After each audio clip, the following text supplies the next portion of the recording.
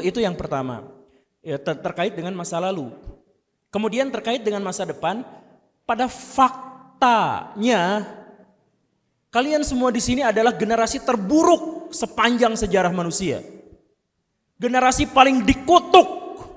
Yang tidak pernah ada manusia yang dikutuk seperti generasi kalian semua di sini. Kenapa coba paling dikutuk? Karena kalian mengalami disrupsi 5 tahun sekali. Jadi gini nih, generasi Bapak ini, Pak Warsito ya, Pak Wiseto. Generasi Pak Wiseto itu ketika diajarin sama kakeknya atau buyutnya, gimana cara bikin gini. Ketika beliau sudah beranjak usianya, pelajaran dari kakek itu masih relevan diterapkan dalam kehidupannya. Misalkan kakek buyutnya, nah kalau mau jadi sukses, jadi PNS. Sampai sekian generasi masih relevan. Tapi angkatan generasi ini itu dikutuk karena apa? Karena apa yang kita pelajari sekarang, besok sudah tidak relevan. Ilmu pariwisata yang dipelajari di bangku kuliah sekarang, lulus kuliah nggak relevan karena dunia terlalu banyak berubah. Orang zaman dulu bikin travel agen travel. Sekarang ada Traveloka, udah disrupsi. Orang zaman dulu main Facebook bangga. 12 tahun kemudian alay masih main Facebook.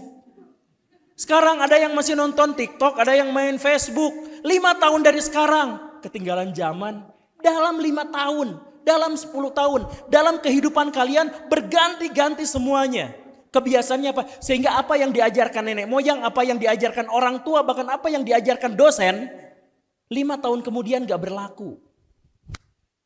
Perubahannya terlalu dinamis, kemampuan beradaptasi kalian itu harus benar-benar ekstrim untuk bisa mengimbangi zaman itu. Itulah yang kemudian disebut sebagai generasi terkutuk. Saya sebagai generasi tua mengatakan lebok.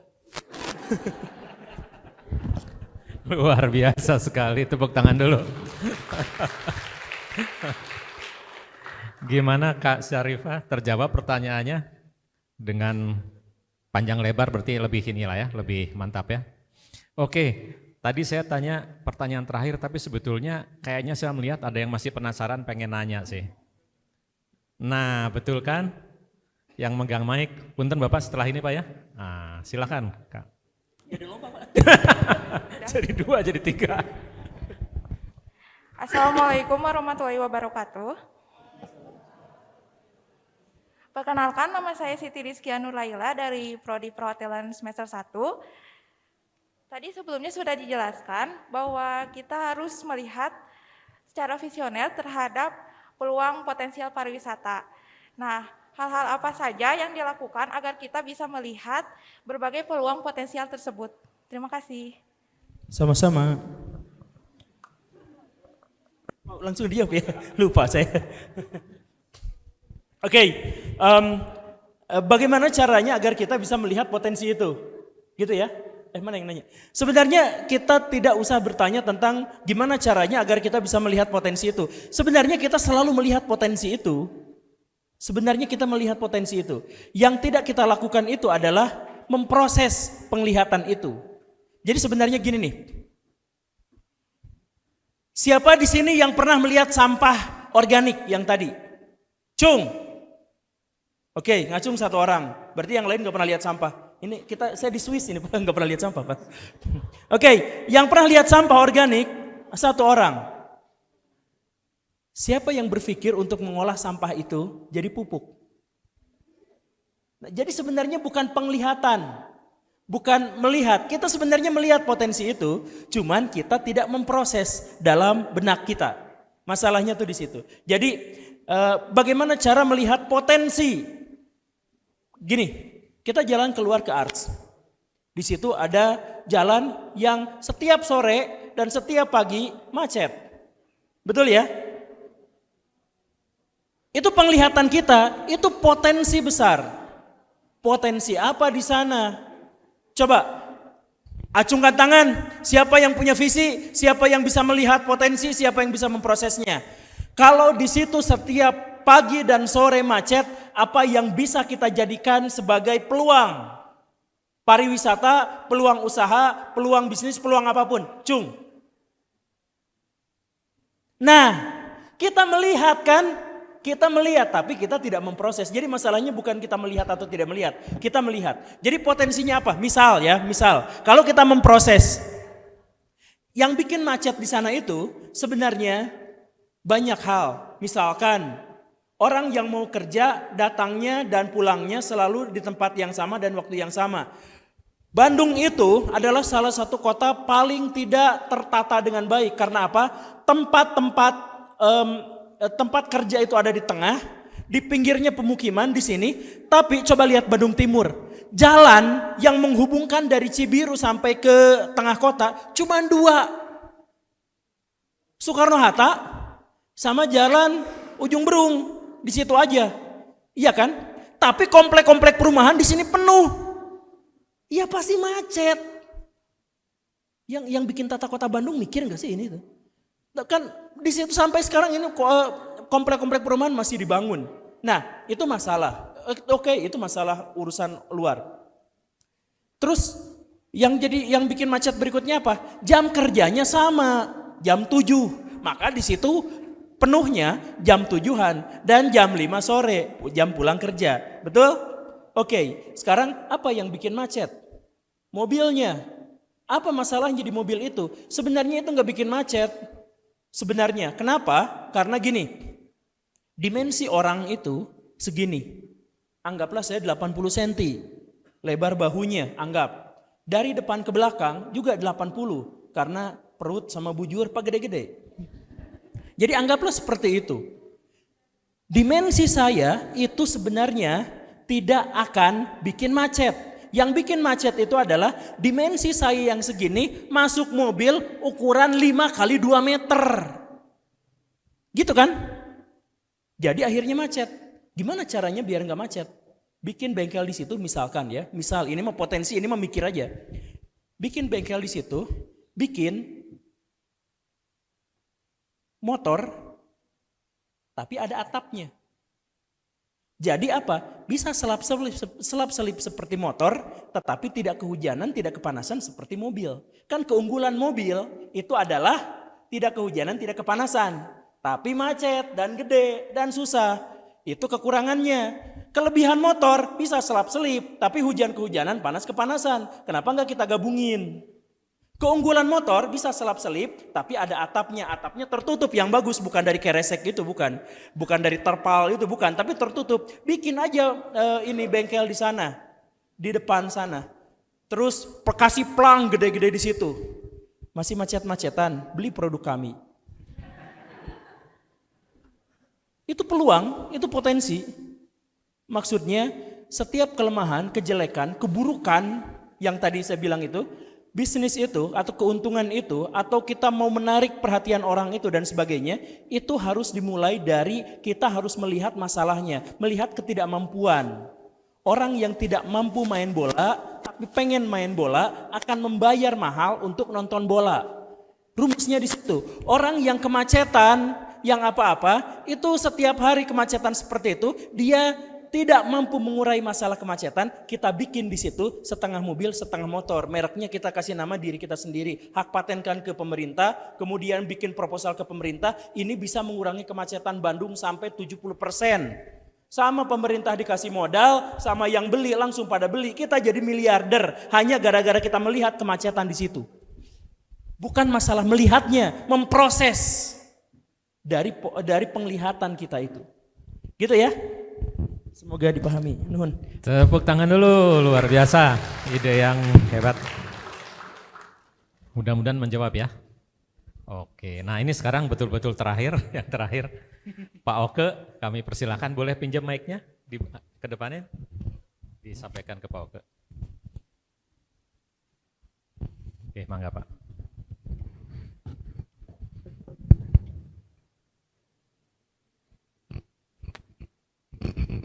Ini aja.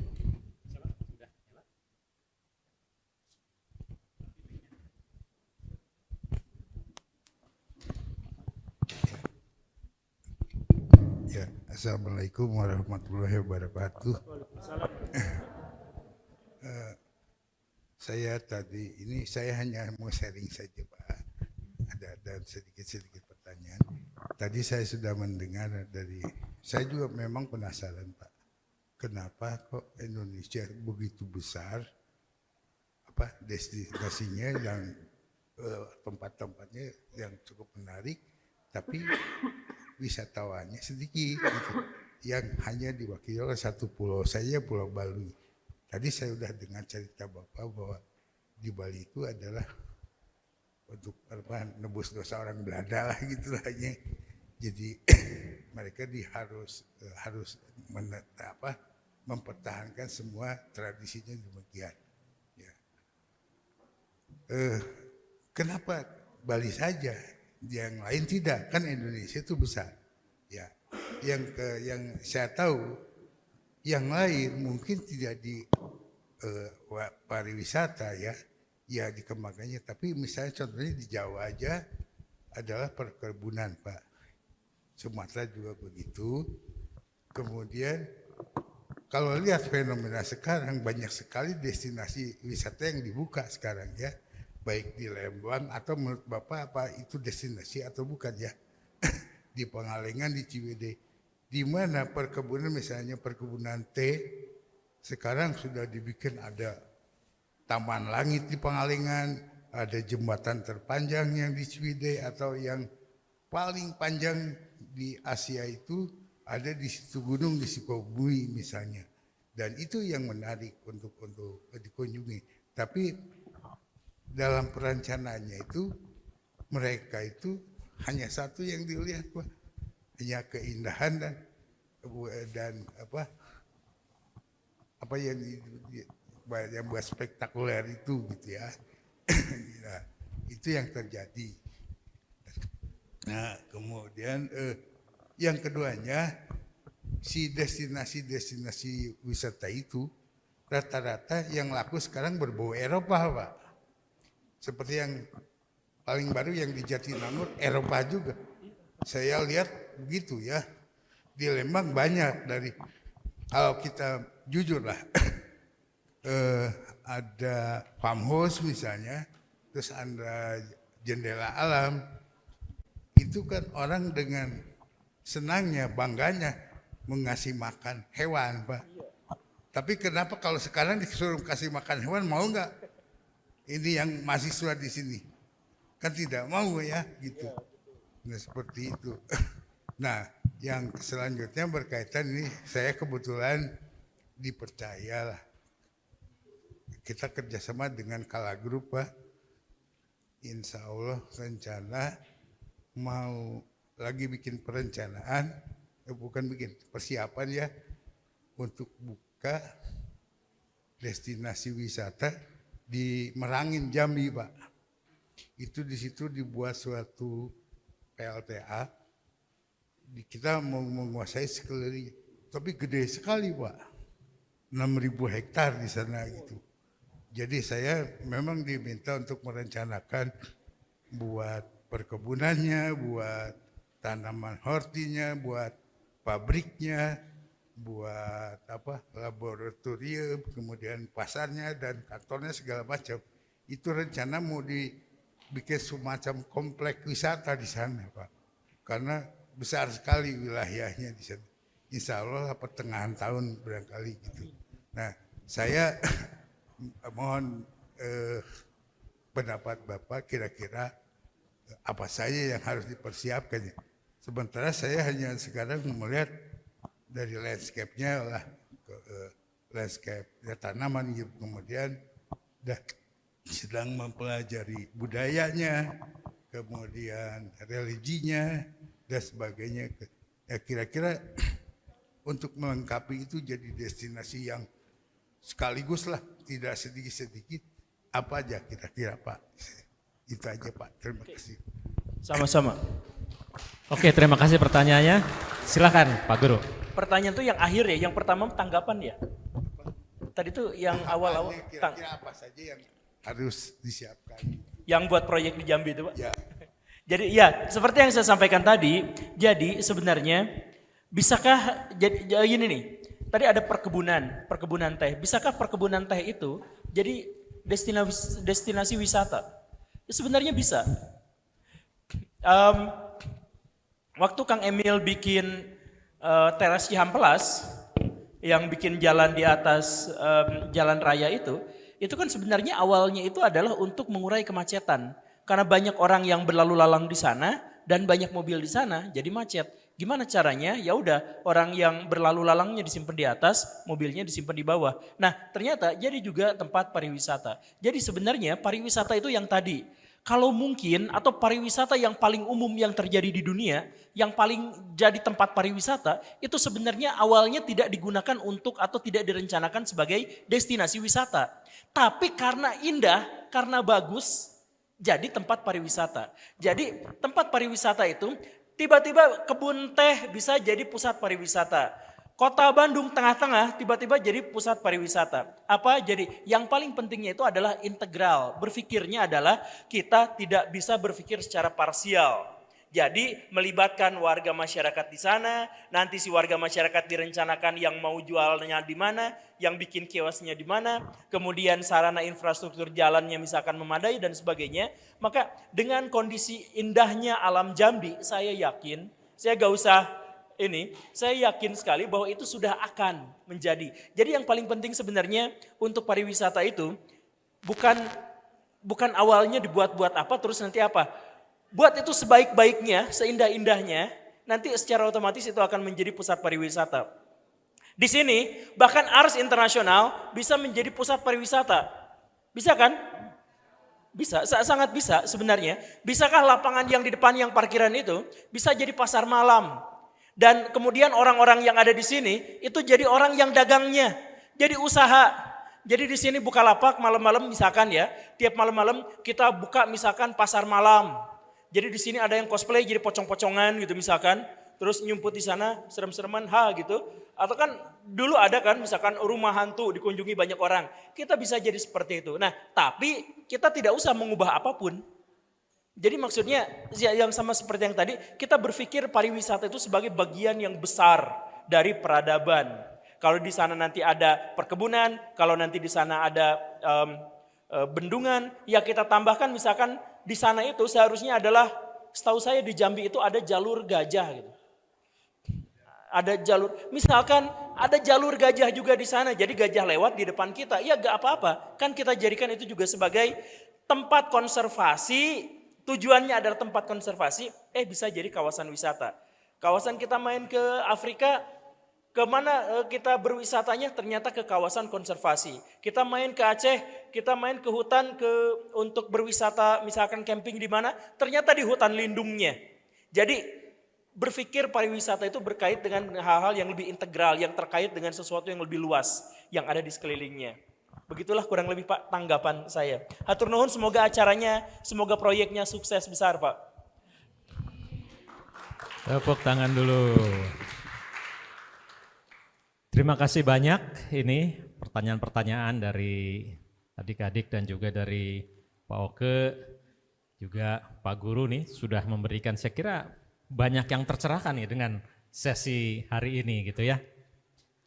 Nah, saya jadi ini Pak Guru, kepikiran juga gitu ya. Barangkali kalau suatu saat banyak orang senang main ke sini, jalan-jalan ke sini karena Arsnesia nih keren-keren, itu wisata juga kali ya? Bisa Pak, atau itu kan yang di pikiran lahan parkir itu, jadi kandang kelinci gitu Pak. Terus nanti ngasih makan itu, terus di situ ada kios yang di sini dagangnya yang itu. Ya kan pariwisata itu gimana caranya dikunjungi kan? Dan di sini belum ada yang kayak gitu. Atau kita bersaing dengan Taman Korea itu yang gagal. Yang itu bisa aja kan di sini bikin yang ini. Jadi sebenarnya ya pariwisata itu integral dengan sesuatu yang lain gitu Pak. Termasuk warganya ya. Ya. Kalau mahasiswanya keren-keren dan orang-orang senang ke sini, itu wisata juga bukan Pak? Iya betul Pak, iya. Iya. Oke, terima kasih banyak. Kayaknya ini ada satu sesi lagi yang ditunggu-tunggu sebelum saya serahkan ke Pak Ramdhani ya, karena Pak Ramdhani punya sesuatu nih nanti, gitu ya. Ada sesuatu ya? Ada sesuatu yang mengejutkan nih, Pak Guru. Aku terkejut. Oke, jadi saya kira sesi ini kita tutup ya. Saya ingin sedikit memberikan, bukan kesimpulan sih, saya nggak berani menyimpulkan yang Pak Guru sampaikan. Yang jelas saya merasakan banyak hal-hal yang berharga. Dan satu lagi ya buat Arsnis ya, ini semua ingat yang tadi, yang menurut saya sangat penting. Rencana gitu ya, rencanakan hidup kalian sendiri ya. Jangan lupa, kalian ingin sukses itu harus direncanakan dari sekarang. Gitu ya, saya kira itu. Terima kasih banyak. Saya tutup, saya kembalikan ke Pak Ramdhani.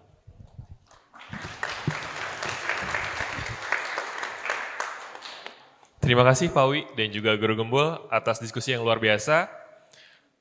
Kemudian sebagai bentuk apresiasi kami, berikut merchandise, ada merchandise sedikit dari Ars University untuk Guru Gembul. Sebagai narasumber, merchandise ini akan diserahkan langsung oleh Bapak Dr. Wisnu Agung selaku moderator.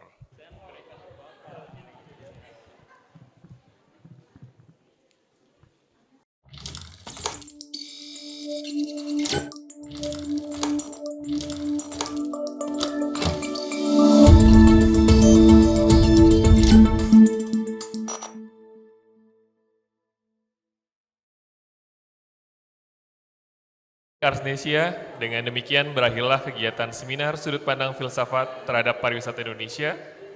Terima kasih atas perhatiannya, saya pamit undur diri, wassalamualaikum warahmatullahi wabarakatuh.